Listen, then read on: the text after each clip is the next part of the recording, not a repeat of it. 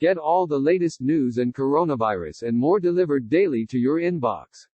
Sign up here. Stay-home orders that extend too long could cause the U.S. irreparable damage, Dr. Anthony Fauci warned Friday. Strict crackdowns on large gatherings and other orders, such as for home quarantines, were needed when the coronavirus first hit the nation, but those rules can now begin to be lifted in many parts of the country, Fauci said during an interview on CNBC.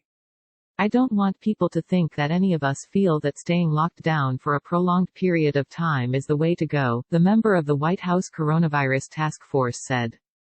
Trump announces houses of worship are essential, calls on governors to open them up.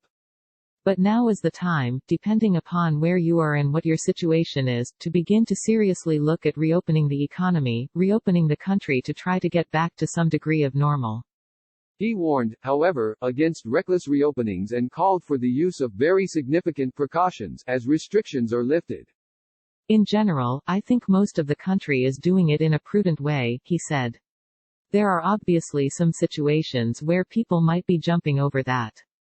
I just say, please proceed with caution if you're going to do that. Fauci's comments came one day after two top Republicans, Senator Rand Paul of Kentucky and Representative Andy Biggs of Arizona, wrote in an op-ed that Fauci's initial safety recommendations had emasculated the nation's health care system and ruined its economy. Fauci and company have relied on models that were later found to be deficient.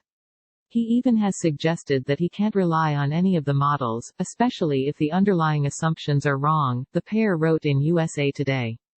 Yet Fauci persists in advocating policies that have emasculated the medical care system and ruined the economy. Rand Paul says Fauci's policies emasculated medical care system, ruined economy. They also pointed to Fauci's testimony last week before a Senate committee that opening too soon would result in needless suffering and death. What about the countless stories of needless suffering and death produced by Fauci's one-size-fits-all approach to public health? Paul and Biggs asked. They called for policies based on trusting the risk assessment of the American people rather than a federal government mandate.